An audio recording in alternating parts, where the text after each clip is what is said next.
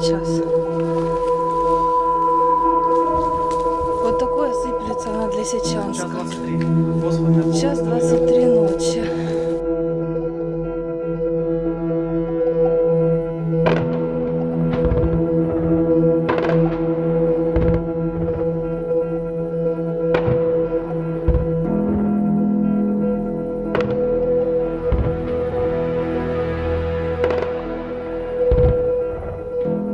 Что здесь произошло? Большой выстрел. И я выскочила, вижу пламя. Ну, начала кричать же всем, что... Да, начала кричать, люди, помогите, оно ж быстро, там Толь у нас с этой стороны. И сразу Толь загорелась. Ну, поприбегали ребята. И вот горит, вот уже следующая хата горит. А там еще хата следующая.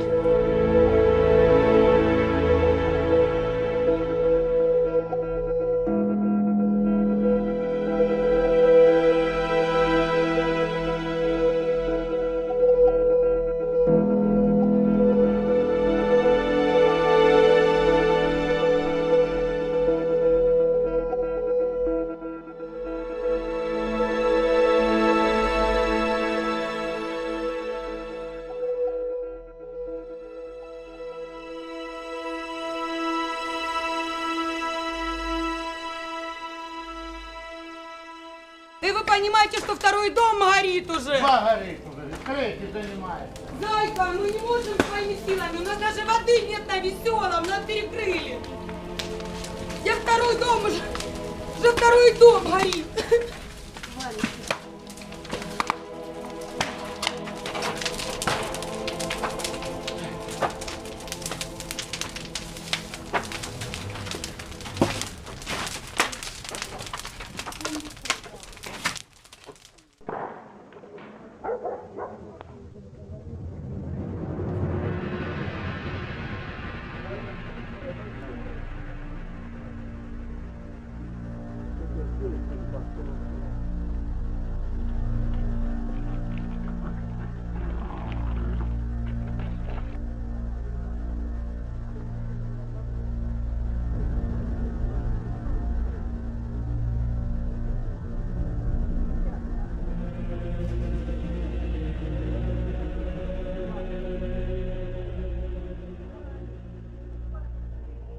The problem is that the scene is so raw and there's no accountability there. Aaron, let me help you out with a few things. First, it's 4 o'clock in the morning here right now.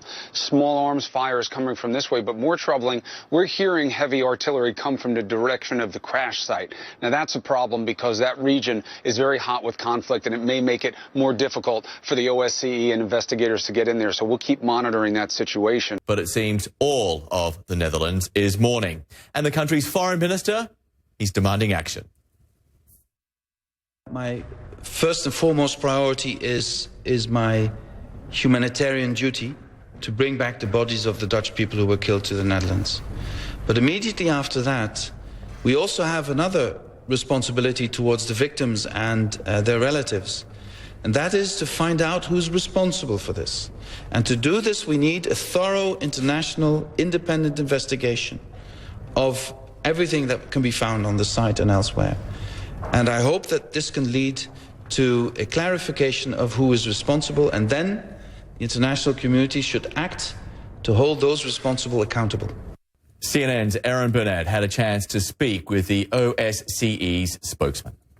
Today was better. We were there for a longer period of time. We were able to traverse a bigger geographical area, but yet they did not allow our diplomatic vehicles onto the scene. And what we're going to be needing tomorrow is really unfettered access by now, because time is really moving quickly. We also brought with us, by the way, for the second day, aviation experts, 3 or 4 of them from the Ukrainian government side. It was quite an accomplishment. And they need a lot more time and a lot more freedom of access to go about and look carefully at the wreckage for 2 reasons. One, the black boxes may still be there, and secondly, to determine possibly how this plane was brought down.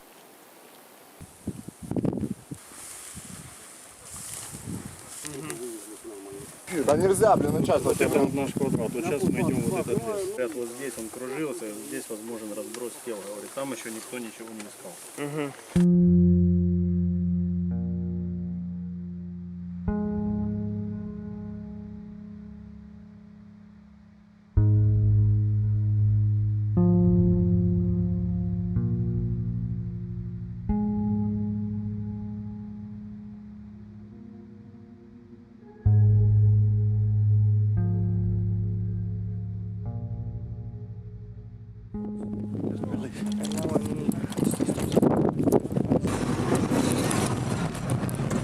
Right now we just overheard some of the emergency crew speaking of that they have located one of the black boxes, and it's at a chicken farm very close to our location.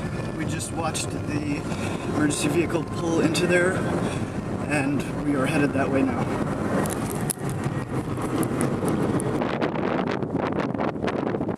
Right now we're in the forest within the perimeter of the MH17 flight that went down over East Ukraine.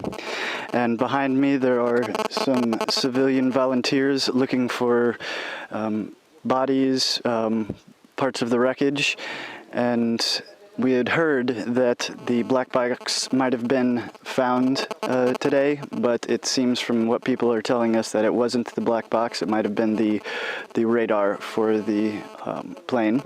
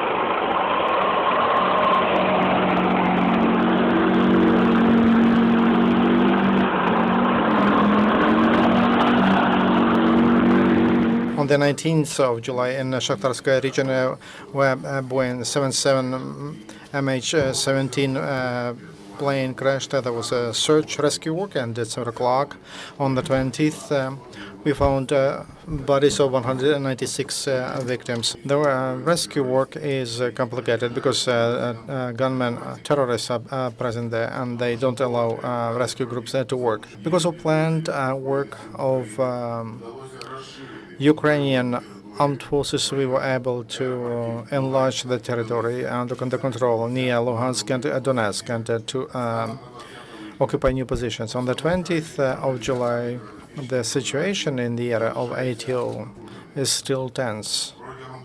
During the day, illegal armed groups, 25 tons, they attacked positions of Ukrainian armed forces. Despite the situation with the crash down of the plane, Russia continues to supply heavy equipment and other types of weapons to the territory of Ukraine. The arrows are pointing to the fact that during this day that we had very active operations against the terrorists. Our Ukrainian military personnel managed to move in this direction to arrange checkpoints and interrupt flows of arms and weapons to the terrorists. And those directions are closed. And about Lisichansk, liberation of Lisichansk, I can assure you this is not just about Lisichansk. All this territory will be soon liberated. It's positive. We have enough capabilities for that. And on the 24th Brigade, people at Zelenopilya, they called us, the personnel. They have no arms. They have no support. Why are they abandoned there? There's no military unit of the Ukrainian forces defending any positions. They are not left without any help. Such information is disseminated as disinformation to interfere with the morale. The morale of the Ukrainian forces is very high. Without arms, without armaments and weapons and food, they wouldn't have been there. But they are there, and that means that they have everything necessary for the defense. operations. Today was quite a significant development in the sense that we were able to, under very good security, visit the village of Torez near the crash site. There we went to the railway station, and at the railway station there were several cars, 3 or 4 of which were refrigerated. We were told that these cars hold the victims of the MH17 crash. We were able to observe 3 cars. Indeed, they were refrigerated. All of the bags we saw were tagged. We were told there were 167 bodies there, although we have no way of independently verifying that. We were further told that the plan now is to keep those railway cars there, and of international experts, and then at that time, a decision will be made where to take them. Okay, and the car? Right now, we are back at the same crash site we have visited for the past 2 days. There's definitely the body bags that we saw yesterday have been removed. We were escorted to the railway station by heavily armed guards of the Donetsk People's Republic. They're the ones in charge of that area. And we also interacted with people who actually managed the railway station. We were provided with, for the first time since we come here, with a very secure security perimeter. So, you know, in that sense it was good because journalists were kept quite a distance away from the cars as the doors were being opened. One more clarification. But who sent the cars? Well, it appears that this was the orders of the Donetsk People's Republic. That's who ordered that operation. We're looking at the field where the engines have come down. This is an area which was exposed to the most intense heat. We did not see any bodies here. It appears that some could have been vaporized, not only bodies but also parts. The heat must have been absolutely intense. The difference now also is the journalists are being kept a fair distance away, so we're able to do our kind of documentary work in a more efficient manner at this moment. I can also tell you right now, I'm just getting a better view here, is that in the scene I just described of what looks like the very, very badly burnt wheel assembly midsection, is there are people in Ministry of Emergency Services picking over the rubble, possibly looking for or collecting body parts.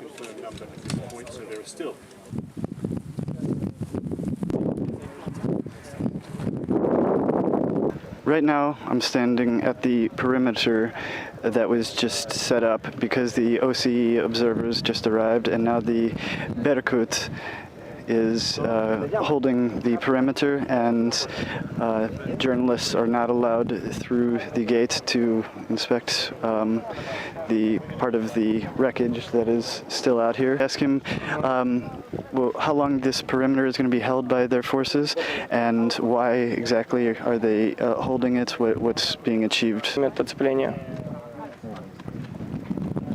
Работает миссия ОБСЕ независимая. Ну и все. Когда будет уже прекращено расследование, тогда уже будет. Спасибо.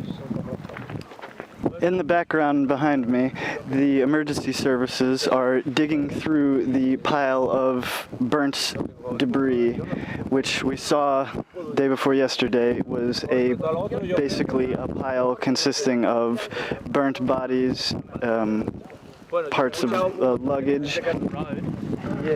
And right now we're getting told that we have to get out of the field and go to the road. The Berkut is taking all the journalists out of the area, and the perimeter just keeps getting pushed farther and farther back. And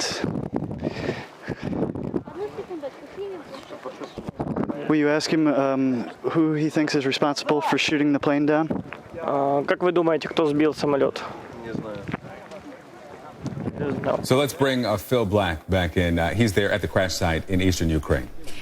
Phil, so glad to have you with us. We're hearing about the bodies being loaded onto these refrigerated train cars. Wondering, though, what you're seeing at the scene and how it compares the crash site now to what you saw yesterday. Sure, Christy. Let me just talk you through what's happening here immediately behind me. I just want to show you this, and I think it's a very good illustration of precisely who is in control. You can see those men with the weapons. They are members of the pro-Russian militant groups.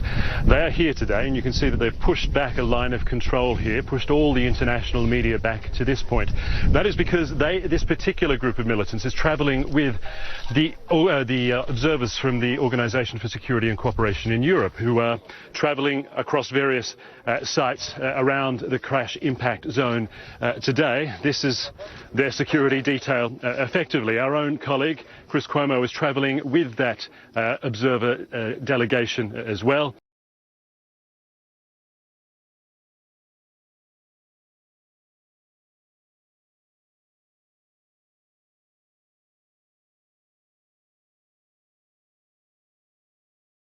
Твои люди работают там по месту катастрофы? Да, работают, Саш. Ты сам там, нет? Да, здесь нахожусь. Леша, у кого ящики черные? У нас нету. У кого, Леша? Сейчас давай я разберусь, узнаю, постараюсь узнать. Очень оперативно узнай, срочно. Москва интересуется по поводу того, где ящики. Доложи мне, пожалуйста, Леш, надо оперативно узнать. Кто там кроме вас есть? Люди Стрелкова есть? Я не знаю, приехали сейчас ОБСЕ. Значит, Леша, судьба черных ящиков интересует в первую очередь. Они должны оказаться под нашим контролем. Выполни, пожалуйста, задачу. Хорошо? Хорошо.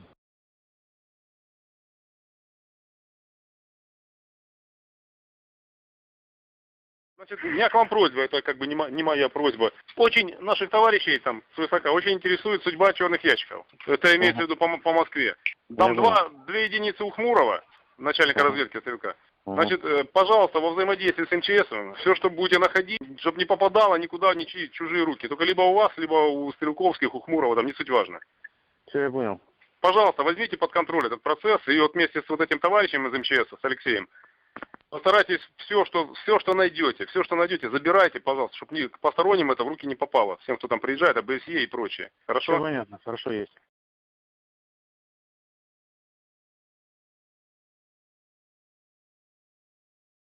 Смотри, они же должны выглядеть как оранжевые какие-то бочонки, да? Я знаю, Леша, тебе виднее. Понятно. Ну вот одну хуйню какую-то нашли, но это просто коробка, блок спутниковой навигации, на нем написано. Ну, блядь, в любом случае прячь, блядь, мало ли под что они замаскированы. Хорошо, понял.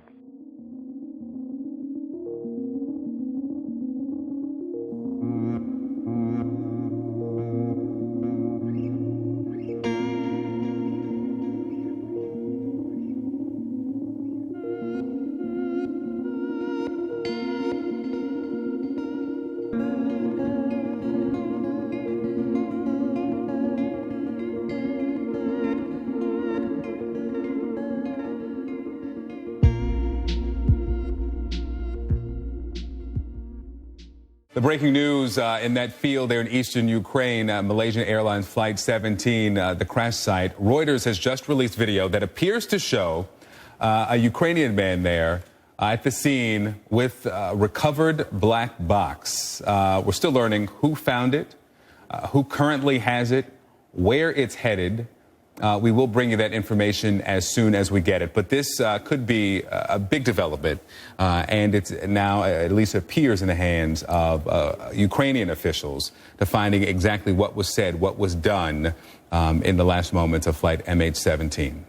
Now, I want to point out, I'm hearing, and somebody correct me if I'm wrong, but I believe this video that we are just getting in from Reuters, it was video from 2 days ago. Mm-hmm. So that's why we know, according to what we're seeing, something that looks to be a black box has been found by a Ukrainian official there. But where it is now and what they have learned from that has not yet been released.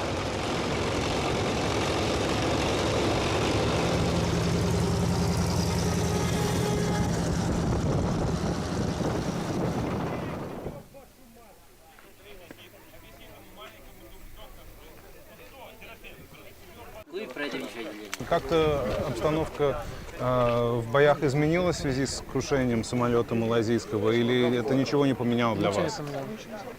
Ну, что для нас это поменяет? Это общественно-политическая ситуация, мировая, то есть оно на нас влияния не оказывает. Ну, то есть они обещали там какое-то перемирие на время расследования. А зачем нам их перемирие? Не знаю. Их здесь вообще сделать нечего. Чемодан, вокзал России – это в лучшем случае.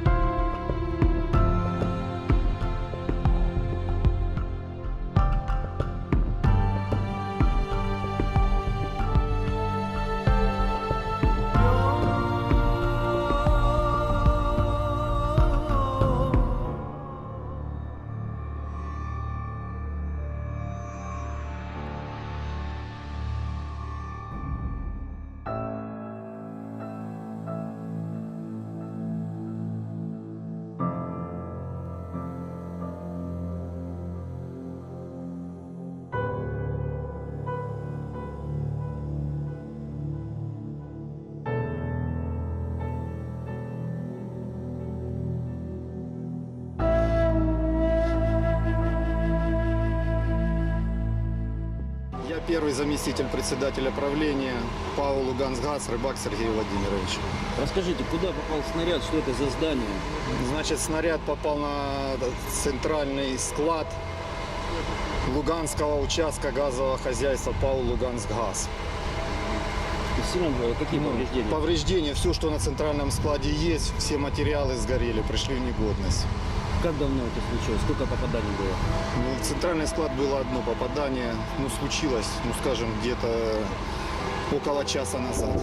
В 10:30 начался артобстрел, и началось, мы не поняли, откуда, снизу или сверху, но в основном с той стороны началось, с внутренней, между Матросовой и нашим. Повыбивало сразу окна, здесь начало, сорвало половину, здесь окна все посрывало. Дети все побежали туда в подвал. Сначала мы там постояли, пока обстрел нельзя было. Здесь выйти, тут страшно было. Тут летело и сюда, и там летит, и тут летит, и детвора вот это ж уже понад этим чуть-чуть притихло, побежали.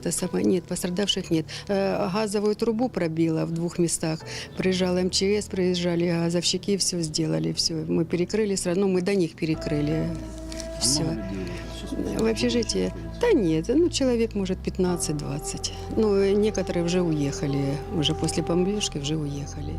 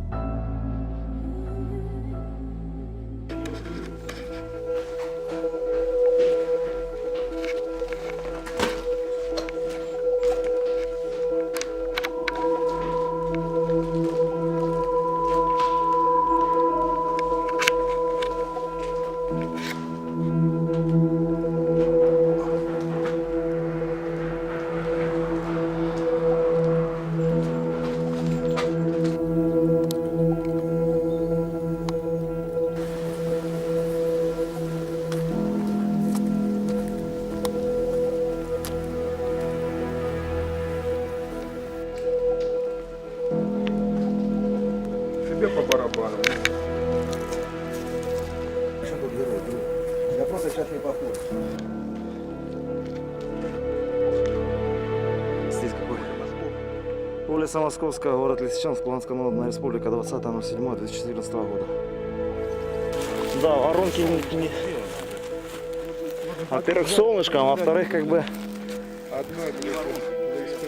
Во сколько это вчера было? Темно уже было, по времени хрен, не ориентируюсь. Вспышка белая была, да? Вспышка белая, как днем. Ну и сыпется этот порошок. Вот так вот распыляют. Walk us through what's going on where you are right now and how this compares to what we saw an hour ago when we saw those militants standing right behind you at that orange and white tape.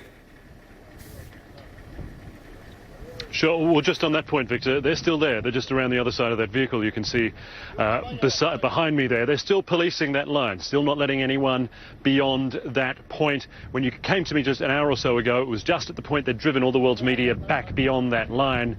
Situation is relaxed a little bit now, but I can tell you the men with the AK-47s, they are still standing there. Elsewhere here on the ground, we've seen significant change in the last 24 hours.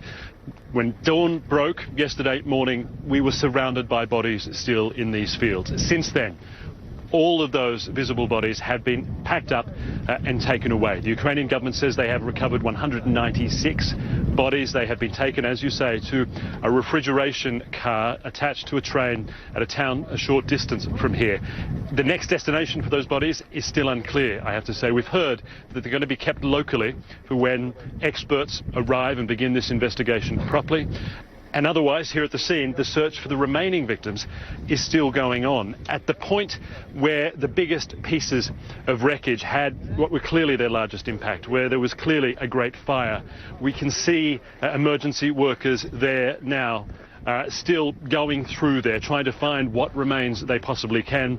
Otherwise, we can still see lots of volunteers fanning out through these fields involved in this search, looking for those remaining victims.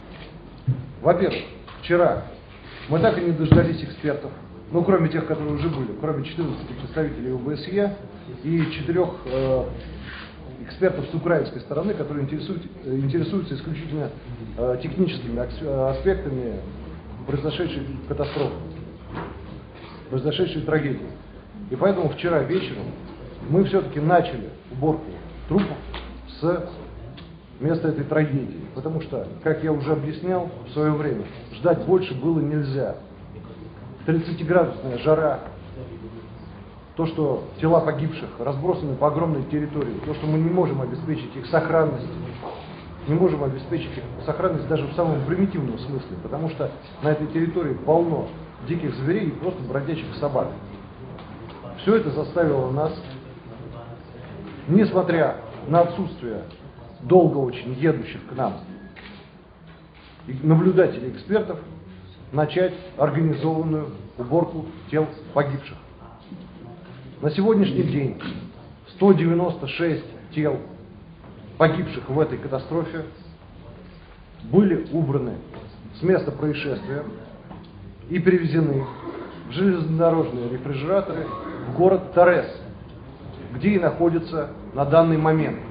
Сейчас в городе Торезе, ну, по крайней мере, на состояние час тому назад, работает группа наблюдателей ОБСЕ, которые эти тела осматривают. Других экспертов по этим вопросам у нас пока все еще нет. Единственное, что могу сказать, у нас установлен контакт с группой экспертов из Малайзии, которые в количестве 12 человек в ближайшее время собираются, в ближайшее время сегодня, я думаю, что под вечер. Вчера вечером мы встречались с представителями ОБСЕ. Они благодарили нас за возможность работы. Единственная претензия с их стороны была претензия по поводу того, что вместе с ними мы пустили на эту территорию некоторое количество журналистов. Могу вам сказать, что нами обнаружены на сегодняшний день некоторые технические детали этих самолетов, которые, как мы предполагаем, могут являться этими черными ящиками, так называемыми черными ящиками. Так вот, эти предметы доставлены в город Донецк и находятся под моим контролем. Мы ждем представителей специализированной организации, в данном случае это ИКАО, которым готовы передать эти предметы технического оборудования самолета. Миссия ОБСЕ появилась на месте через сутки после происшествия и сообщила нам о том, что уже в это время в Киеве находится 81 международный эксперт и специалист. Вот сейчас, если не ошибаюсь, уже вот скоро начнутся 4-е сутки, да, с момента этого происшествия.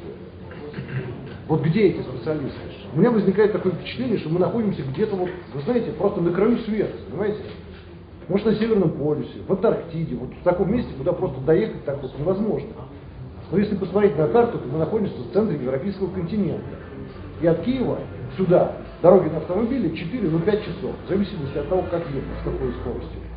Александр Юрьевич, а можно коротко о том, как происходят боевые действия на территории ДНР, в частности, что вчера происходило ночью в аэропорту, потому что противоречивая информация появляется, как со стороны сил проведения АТО, что якобы там уже зашли дополнительные какие-то подразделения Нацгвардии. Что на самом деле происходит? Была попытка деблокировать аэропорт, она была неудачной. Коротко. Происходили боевые действия в районе города Снежного, тоже происходили, довольно интенсивно.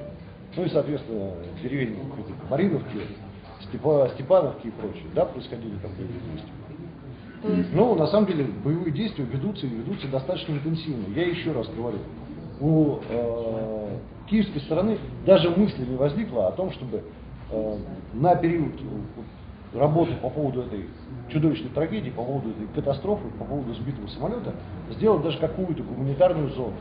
Хотя бы небольшую, для того, чтобы обеспечить полноценную работу наблюдателей, экспертов в зоне катастрофы.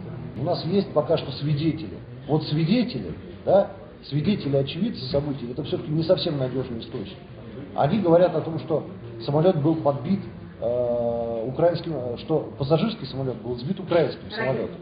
Ну, конечно. Но я опять-таки говорю, что это очевидцы происходящего. Я их в качестве надежного источника информации не рассматриваю. Вас с этими свидетельствами не ознакомят, но это все-таки свидетельство очевидцев. Истину должны устанавливать эксперты-профессионалы. У них есть способы профессиональные, да, для того, чтобы абсолютно, ну, или более или менее точно ответить на вопрос, как был сбит этот пассажирский самолет. Единственная наша проблема в том, что они сюда по какой-то причине не едут. У меня есть веские основания считать, что они сюда не едут, потому что официально Киев не желает расследования этого трагического события, не хочет этого расследования. И поэтому намеренно препятствует экспертам под разными предлогами. В частности, рассказываю страшные вещи о том, что им здесь не гарантирована безопасность, о том, что вот если они приедут, их здесь расстреляют, съедят, там, не знаю, там, бог знает, что с ними сделают, и они в результате по этим причинам сюда не выезжают. Поэтому мы вот их ждем и ждем и ждем. Вот наблюдатели ОБСЕ здесь находятся, 14 человек, уже 3-й сутки здесь работают. И ничего пока что никто их не съел. Но вот потому, на самом деле, намерения официального Киева пока что сохраняются неизменными. Так сказать, то вот из последних сил. Им все равно, сбит самолет, не сбит самолет, погибли люди, не погибли люди. Здесь уже огромное количество людей погибло, вы поймите. Эти 300 человек, почти 300 человек, которые погибли несколько дней тому назад, они не первые, и боюсь, что не последние жертвы невинной этой войны. Здесь погибло огромное количество невинных людей, таких же мирных граждан. Ну, они не граждане Малайзии, не граждане Нидерландов, да? Они граждане, собственно говоря, официально считались гражданами Украины, а вообще-то это жители Донбасса. Но это тоже мирные люди, и среди них тоже много женщин и детей. Они погибли, это Киев никак не смущает. Почему гибли еще 300 людей, даже если у них паспорта европейские или малазийские, должна их смутить. То есть мы готовы им предоставить все возможности работать. Мы заинтересованы в том, чтобы они работали, мы заинтересованы в том, чтобы они объявили миру о реальных причинах этой трагедии. Для нас она очевидна. Мы не хотели сбивать самолет, и у нас не было такой технологической возможности, физической возможности такой не было. Мы понимаем, что этот самолет сбит украинскими ВВС или украинскими ПВО. Я понял. Но вы знаете, они и так пытаются захватить Донецк. Это дополнительный, если хотите, повод. Конечно, они будут нас пытаться, собственно, уже давно пытаются с самого момента этой катастрофы обвинить нас, в том, что это мы сбили самолет, хотя у нас ни намерений, ни технических средств это делать, никакого интереса это делать не было. Да? То есть, несмотря на просто всю очевидность нашей непричастности к этой трагедии, они все равно нас пытаются обвинить в том, что сбили самолет. Потом они пытаются нас обвинить в том, что мы как-то себя бесчеловечно ведем по отношению к телам погибших и, соответственно, родственникам и близких погибших. Хотя мы как раз пытаемся сделать все для того, чтобы интересы всех родственников и близких погибших были соблюдены. Соответственно, они будут продолжать нас обвинять в том, что мы бандиты, террористы, сволочи и вообще все такое. Да? Естественно, они по этому случаю будут иметь дополнительный повод для того, чтобы максимально жестко действовать по отношению к мирному населению Донецкой Народной Республики, сносить здесь все с лица земли, потому что, видите ли, мы уже доказаны в их глазах, точнее, в их информационно-пропагандистских сообщениях доказаны бандиты и террористы. Только и всего. Хочу вам сказать, что, кстати, еще одну интересную деталь хочу добавить. Даже, я бы сказал, фантастическую. Вот вчера, после пресс-конференции, которую провел я, после тех интервью, которые давал Андрей Пургин относительно реальной бесчеловечности, со стороны экспертов, наблюдателей, я не знаю, со стороны киевских властей, которые намеренно, на наш взгляд, задерживают и наблюдателей, и экспертов. Мы вчера говорили о том, что это бесчеловечно оставлять тела погибших, неважно это, европейцы, азиаты, любых людей, оставлять просто на жаре разлагаться. Вот после этого сообщения проходили консультации между моим заместителем Андреем Пургиным и киевской стороной. Надо сказать, что представители киевской стороны очень возбудились и забегали. Они все начали звонить самые разные чины, включая вице-премьера, если не ошибаюсь, одного или двух киевских вице-премьеров, стали звонить Андрею Пургину и всячески уговаривать его как-то решить эту ситуацию и, наконец, быстрее уже собрать тела и отправить. Андрей Пургин сказал: хорошо, тогда давайте мы это официально заявим. И они в результате нам предоставили официальный подписанный документ. Документ был подписан и представителем украинской страны, и представителем ОБСЕ, и, по-моему, одним из представителей Нидерландов. Мы этот документ сегодня опубликуем. Этот документ фантастичен тем, что украинская сторона первый раз нам предоставила от себя официальный документ, но для того, чтобы нас все-таки не признать, она поставила на этом документе прекрасную шапку тем, кому это относится. To quote the OSCE monitor, that's the international organization that's here observing the violence, but they've kind of been thrust into this position of overseeing what happened with MH17. He says today has been a good day because there was some access. There was a meeting at a local train station that we were able to follow along on, and they did see bodies that were put into refrigerated cars. We then followed behind as they were finally led into the main crash site. And even though they weren't allowed into it, aviation experts were. So we're going to have to see what they developed at it. We are now headed with the OSCE convoy trying to follow along as they go to where the cockpit is. That will be very important, obviously, for aviation experts. Я хочу вас запевнити, що український уряд за моїм дорученням робить все можливе для того, щоб розслідування обставин терористичного акту відбувалося під міжнародною егідою ICAO і було зроблено максимально прозоро. The Commission is at work. We have had another extended meeting with international experts of all countries that came to Ukraine.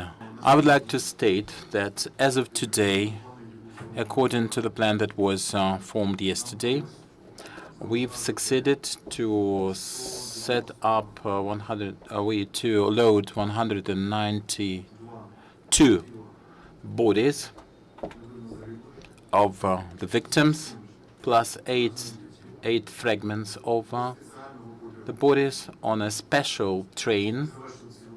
Such works were concluded this morning, and as of today we are conducting a dialogue for letting the train go and for the train to be dispatched and for the train to reach the destination for forensic examination and all the necessary expert operations. My name is Kees van Barr. I'm from the Dutch embassy here in Kiev right now, from a team who came in from The Hague. We take the lead, say, in the forensic experts who are going to identify the bodies. We are very grateful, say, for the cooperation of the Ukrainian authorities and with the OSCE, say, to make it possible, or all their efforts, say, to make it possible that these bodies are being, say, released. If these bodies are being released, then they will be met by a team of international experts, and they're going to be identified, and that can be here or that can be in the Netherlands or anywhere. It will be, however, a joint effort by all, say, experts, Ukrainian and all those countries involved. Thank you. Could you specify, please, who from your team, who is the government negotiating with among the separatists about getting that train moving? As to negotiations and who is responsible for that from the government, we sent a letter to everyone involved. We appealed to all. And we authorized Ministry of Emergency to load bodies and to transport them to the place which will be named to them. Also, we confirmed that Ministry of Emergency will continue rescue works. Now in Ukraine we have about 200 people, international experts. 200 international experts. Speaking of the division of labor and the specific assignments, I would like to stress again that on the behalf of the Ukrainian government, there's this full, complete understanding that we have to go to the crash site and investigate it thoroughly. The only problem is security in the area practically controlled by the terrorists. The Ukrainian government cannot provide for security in that area. We cannot guarantee it. The Russian Federation at this point have not made up their minds about how they can provide for security in that area. But if the experts decide on their own accord to move in, we are prepared to carry them, but that will be done by their discretion because OSCE cannot guarantee that security. It will be at their own risk, but we are prepared to take them to the safe point and then to the checkpoint and to the crash site. We're about a 10-minute drive from that main impact site, and we are here because this is a location where one of the bodies of the victims fell through into the home of a resident of this small town. I can show you that the damage to the building is just there on the corner. The owner there tells us that her son was home at the time. He heard some large explosions in the distance, feared that the fighting between separatist forces and Ukrainian government forces had come to their village. He ran to the basement of his home, and he's lucky he did, because a few moments later the body of a woman crashed through the ceiling, and they tell us there it remained for 2 days. So it was only just recently removed. Right now I'm in a sunflower field next to part of the debris from the Malaysian Airlines flight that went down. And to my left is the emergency team that's that has been sifting through the debris from the cockpit. We believe this is the cockpit. There's some of the forward landing gear and some other things that indicate that it might be the cockpit.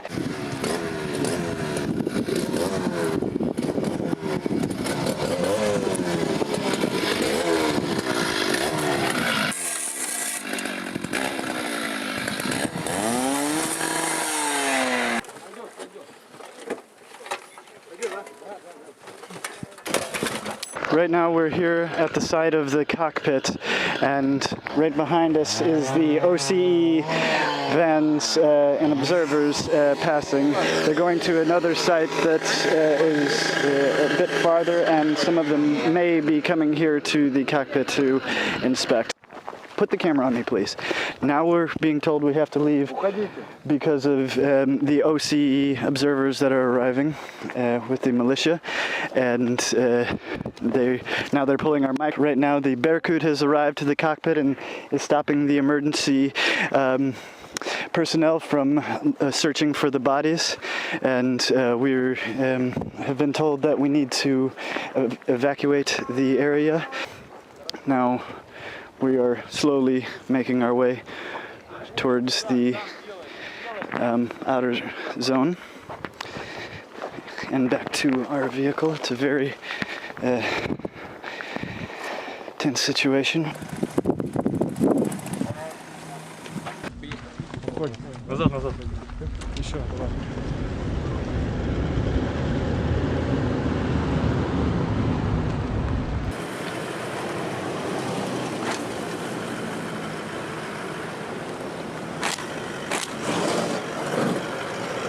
Люди близлежащих домов просто побежали на поле, чтобы, возможно, кто-то еще в живых остался. Может быть, кому-то можно было помочь. Но все были шокированы. У нас идут боевые действия, да, все мы знаем. Падают иногда военные самолеты, но то, что произошло в этот раз, то, что это транспортный был, пассажирский самолет, это был полный шок. И что еще? На возможность объективного расследования спустя 2 суток после падения, ну, допустим, я не верю.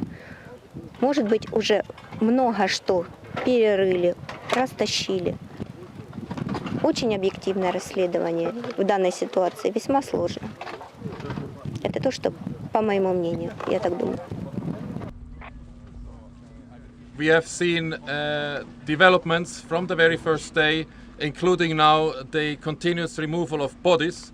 And in that context, I can also inform you that earlier today we were at a railway station a bit out of this location, and we have seen and witnessed ourselves 4 wagons, of which 3 were loaded with what we understand 196 bodies in refrigerated conditions. Of course, we are not in a position to say whether these bodies are the bodies from here, because that would require an examination for which we are not responsible for. But what we can say is that these bodies are in a refrigerated condition, and therefore also have a location now where they can rest a little longer until their onward transport is organized. We also, as you have probably seen further down the road, understand that not yet all the bodies have been recovered. The task the OSCE Special Monitoring Mission to Ukraine has is not to investigate the cause of this accident or to identify the bodies that are found here. It is our task to monitor what we see, to report on that, and to report those findings back to 57 participating states of the OSCE. We opened the door. We had the doors open for us. The stench was overwhelming, as you might imagine, but the refrigeration is there. For the moment, the train, the carriages where the bodies are refrigerated, is stationary.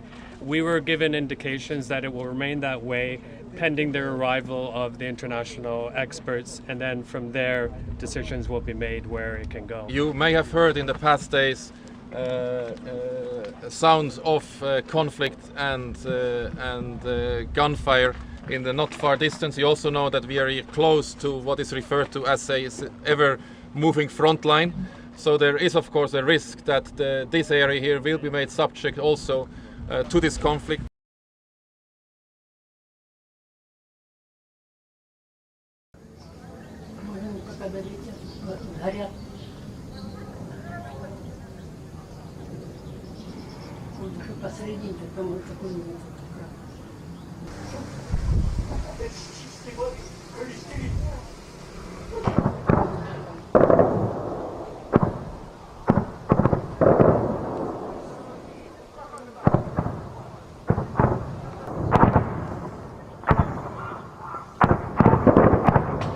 Самолет. Вон он, видишь, смотри, между деревьями в самом низу.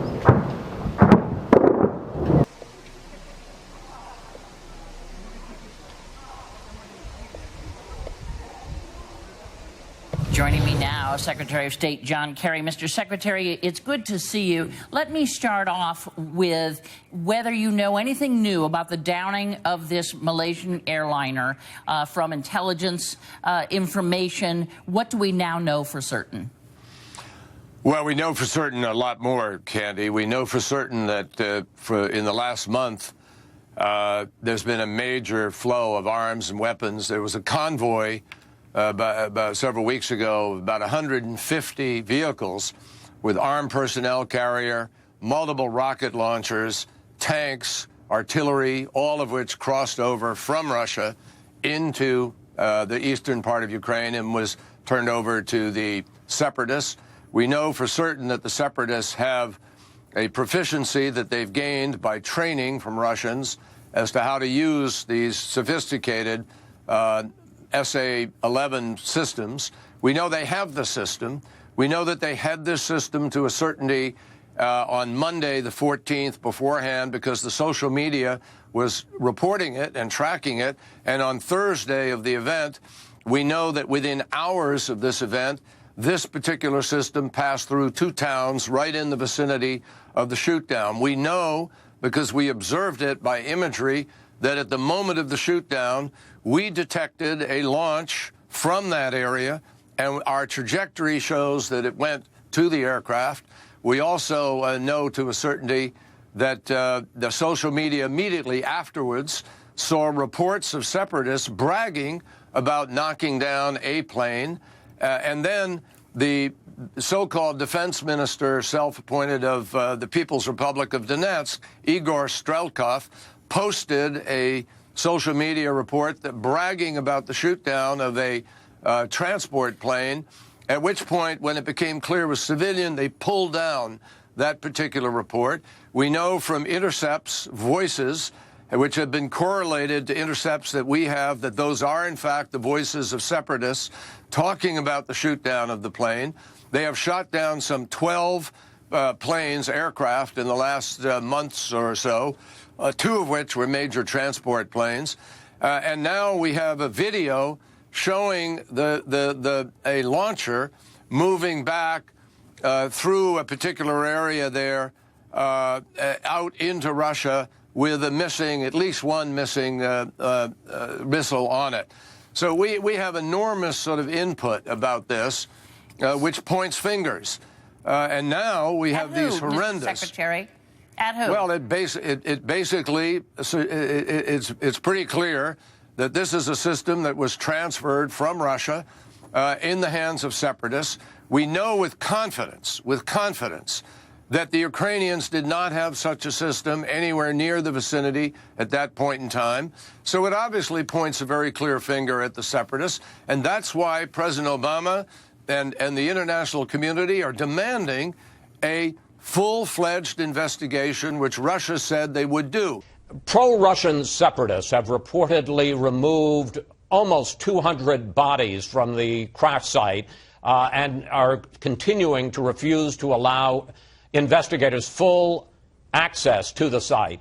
Has this investigation already been compromised, sir?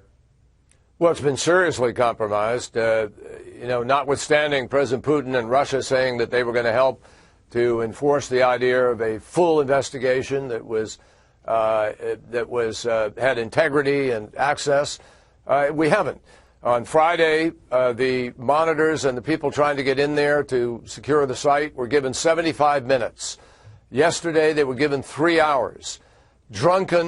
Literally drunken separatist soldiers are piling bodies into trucks unceremoniously. Today, we have reports of drunken separatists piling the remains of people into trucks in an unceremonious fashion, actually removing them from the location.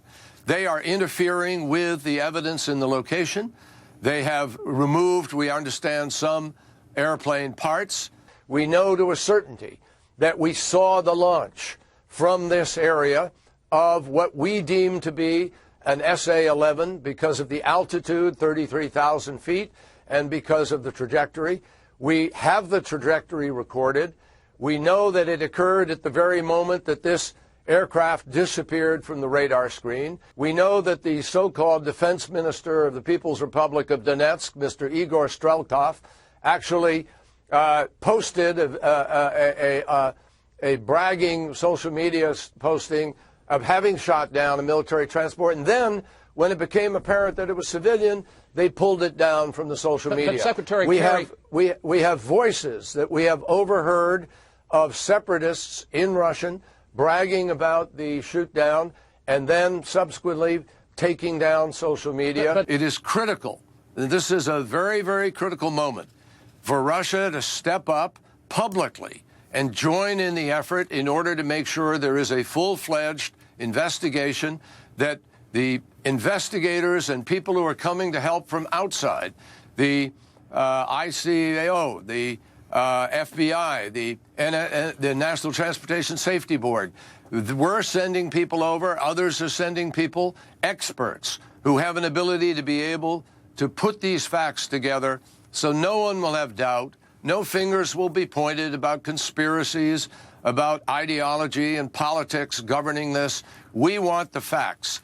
And the fact that the separatists are controlling this in a way that is preventing people from getting there, even as the site is tampered with, makes its own statement about culpability and responsibility. And what is the U.S. doing about that today? What is different in your approach to Russia since this plane crash? If you believe that they have control, or some say so, over what these separatists do.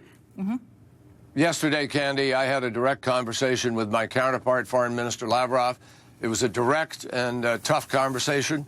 We'll see if anything happens as a result of that. I'm confident that President Obama will shortly be talking yet again to President Putin in order to find a way with very specific steps to move forward. But President Obama, I remind you again, the day before this event, unilaterally moved, even before this, to put tougher sanctions in place, what we call sector sanctions, sanctions that begin to do something about their energy companies, about their defense companies, about their banks. The point is that we're trying to do this in a thoughtful way with a maximum amount of diplomatic energy and pressure, and it would help enormously if some countries in Europe that have been a little reluctant to move would now recognize this wake-up call and join the United States and President Obama in taking the lead and also stepping up. Because we have 4% of Russia's trade is with the United States. 50% of their engagement is with Europe. So we are trying to encourage our European friends to realize this is a wake-up call. And hopefully they will also join us in these tougher sanctions. Do you believe that the U.S.-Russian relations are now at Cold War levels? Yes. Thank you very much. You're very welcome. Our embassy in Kiev has laid out a string of evidence tying the shoot down to Russia. In your view, is Russia responsible for these deaths? Well, the question of responsibility is going to be adjudicated, obviously, in an investigation, providing we can get that full and fair investigation. But there are an enormous array of facts that point at Russia's support for and involvement in this effort. Russia, some of the separatist leaders, George, are Russian. Russia has armed the separatists. Russia has supported the separatists. Russia has trained the separatists. Russia continues to refuse to call publicly for the separatists to engage in behavior that would lend itself to a resolution of this issue. We ourselves track the imagery of the launch of this surface-to-air missile, of the disappearance of the aircraft from the radar at that time, and then later, when one of the leaders of the movement, the Igor Strelkov, who's the self-proclaimed defense minister of the People's Republic of Donetsk, he posted a social media bragging about the takedown of a military transport, and when it turned out to be civilian, he then quickly removed it from the social media. Now, drunken separatists are stacking bodies into the back of trucks. Do you believe Europe is now prepared to go along with greater sanctions? Well, we hope Europe will be, obviously. We think this is a wake-up call for countries in Europe. Let's bring in Zbigniew Brzezinski now. He was Jimmy Carter's national security advisor. He's the author of Strategic Vision, America and the Crisis of Global Power. Zbig, you see the situation in Ukraine. What should Washington, what should other world leaders do? We should be aware of the fact that this is truly a historically defining moment.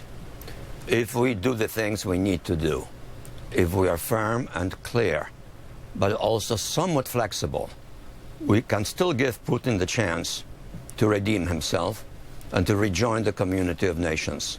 We are, in fact, facing the first use of force over territorial issues in Europe since the outbreak of World War II. Putin is doing it. I think he can be persuaded to stop if we stand united. And that means presidential leadership from the United States and consistent continued actions and the European leaders rallying with us. It's a major challenge, but it is defining. What is the alternative? To let war break out in Europe? To let Russia go on to the Baltic states from Ukraine? To let acts such as these simply be ignored? Is that the choice? Is that the test of leadership? I have two terrific guests to talk about this. Stephen Cohen is Professor Emeritus of Russian Studies and Politics at New York University and Princeton University. Christopher Freeland is a Member of Parliament in Canada and a former top journalist at Reuters and the Financial Times. The biggest fact missing from the story of the tragedy of the airliner is that for weeks and months now, the government in Kiev, which is a government supported 100% by Washington, has been bombing cities in eastern Ukraine. In response, these rebels, whether we like them or not, have declared that they will try to shoot down incoming Ukrainian warplanes, and they have been doing so. It was in this context that this tragedy happened. This is a conflict. This is a fight entirely created, organized, and armed by the Kremlin. This is not a Ukrainian civil war. The separatists, many of them are led by Russian nationals, openly Russian nationals who have worked for the Russian security forces. They are using weapons which have come from Russia. We've heard Secretary Kerry talking about that today. These are not weapons you pick up at your corner store. These are not some local separatists fighting with Molotov cocktails. There is one person who could stop this tomorrow, and that is Vladimir Putin. The one thing, though, that I think is really important that's big talked about is this could be an exit moment for the Kremlin and for Putin. Putin can now say, if he is smart, this is a disaster for him. It has gone completely wrong. And if he is smart, he can separate himself from these guys and the world community can move on. Steve, what is Putin going to do? I don't know what Putin's going to do, but I just don't understand something absolutely fundamental. I've known Krista for years and years. She's a very intelligent woman. I don't understand how somebody who knows Ukraine as well as she does, I mean, you have a Ukrainian background, I think, even, can say that this is all Russia or Putin's doing, given the historical divisions in Ukraine. At the end of June, France, Germany, our allies, and Russia asked the president of Ukraine to continue the ceasefire so there could be negotiations. The government of Ukraine did not. It intensified the war with the backing of Washington. So we are deeply complicit in the horrors that are going on there. Do we have definitive proof that the Russians were directly involved in the downing of this airliner? Well, Bob, when you say definitive proof, the Russian... the investigation is going to draw conclusions that are, quote, definitive. What we have is a lot of evidence that points in a direction that raises very, very serious questions. We know they had an SA-11 right in the vicinity hours before this shoot. The social media has documented this. We have intercepted voices that have been documented by our people through intelligence as being separatists who are talking to each other about the shoot down. And we know that we have a video now of a transporter removing an SA-11 system back into Russia, and it shows a missing missile or so. Well, what's happening is really grotesque, and it is contrary to everything that President Putin and Russia said that they would do. There are reports of drunken separatist soldiers unceremoniously piling bodies into trucks. Here's what's currently bothering everybody. Drunken separatists have been piling bodies into trucks and removing them from the site. We know that they had an SA-11 system in the vicinity. literally hours before the shoot-down took place.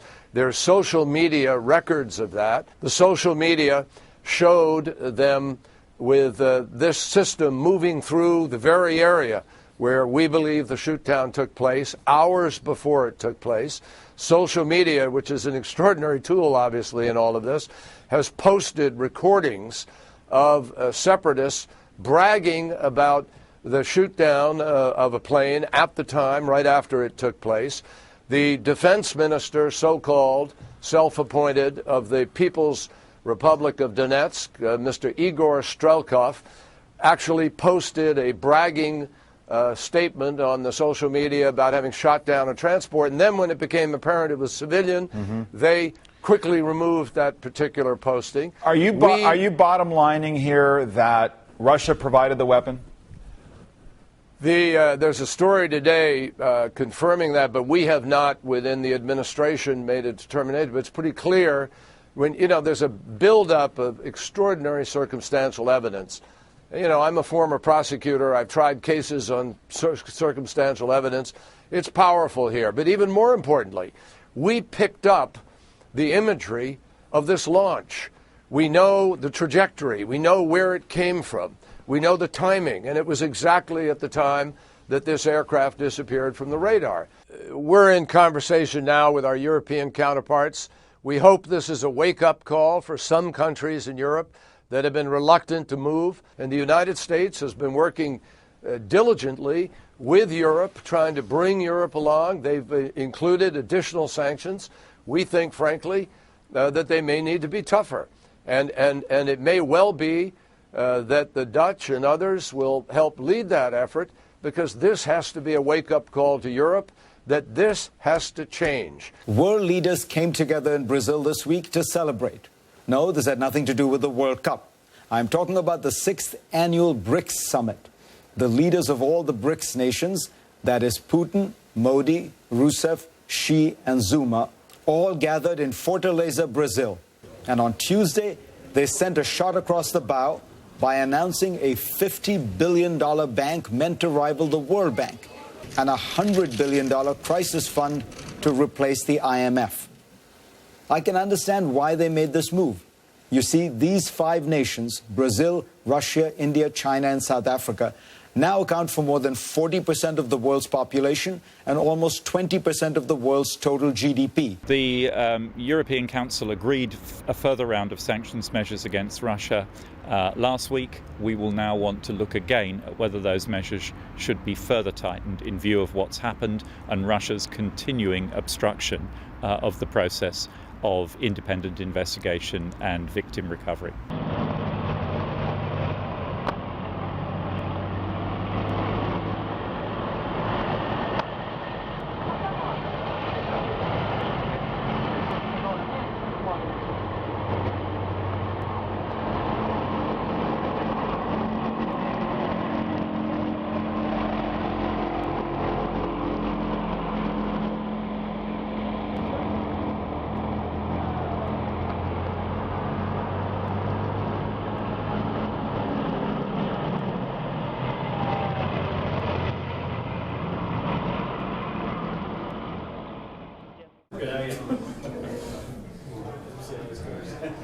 So we have not seen the black boxes. In the past 2 or 3 days, we had inquired about them, but we did not receive any answers at the actual site. We have said, as we've been saying for quite some time, that if there's a role that we can play in dialogue facilitation or perhaps facilitation of that transfer, then we would be in a position to do so. We have learned there that indeed there were at some point 37 bodies from the incident in a morgue here in town, but they have meanwhile been transported to the railway station in Torez, where they have been added to those that have been there and are included in the number that we assume is the number that everyone operates at the moment, which is the number of 196 body there in the wagons as of yesterday. During the day, of course, more had been added, but this is the numbers that we operate under. And as Mike said, we have not counted these bodies ourselves. This is the numbers that have been provided to us by the morgue here and by those having collected these bodies on the incident scenes out there. Сука, уроды! Пиздец! Саня, давай в тачку быстрей! За машину, за машину! Давай, давай, давай! Конечно, подвезем, давай! Давай, давай, давай!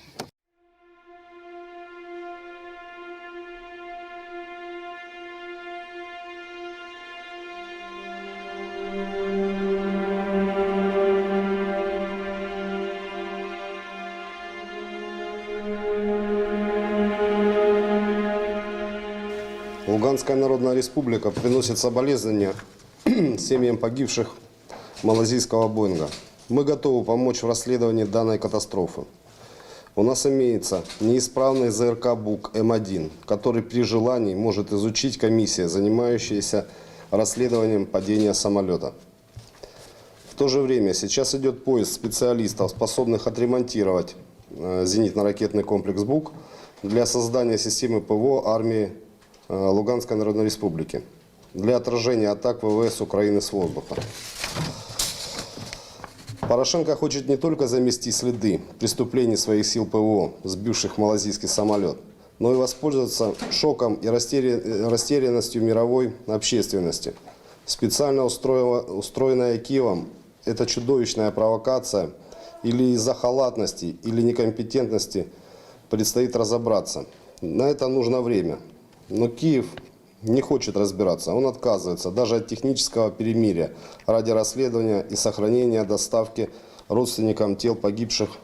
Киев спешит, пока не открылась вся правда, обвинить других и перебить ополченцев, мирных жителей, перебить всех, кто может помешать ему замести следы его преступлений.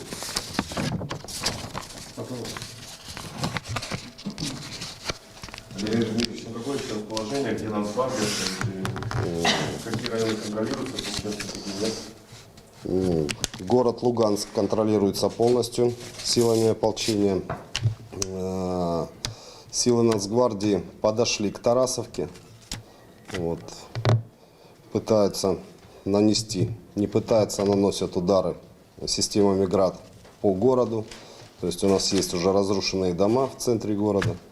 Вот. Ситуация стабильно тяжелая, вот, поэтому ведутся бои опять же в районе аэропорта, вот, и в направлениях Металлист, Тарасовское направление, вот. Такое вот положение. А есть какая-то информация, вот сколько город в таком плотном кольце сможет продержаться? Будут ли какие-то прорывы? Да, сейчас с нами разрабатывается одно из направлений прорыва. Вот. Формируется еще отдельный батальон для борьбы с танками, системами ГРАД.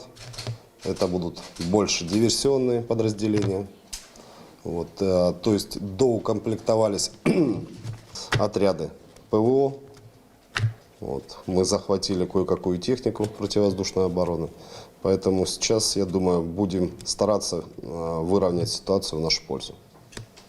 Валерий Дмитриевич, а удавалось вот задержать уже диверсионную группу украинской армии? Вот, которая... Да, уже не одна группа диверсионная была нейтрализована. Буквально сегодня задержали еще одну группу. То есть диверсантов, которые именно, вот вы имеете в виду по минометам? Да. Задержали, вот буквально сейчас ведется допрос. Вот, поэтому подробности пока еще не могу вам сообщить. Буквально около часа назад она была схвачена.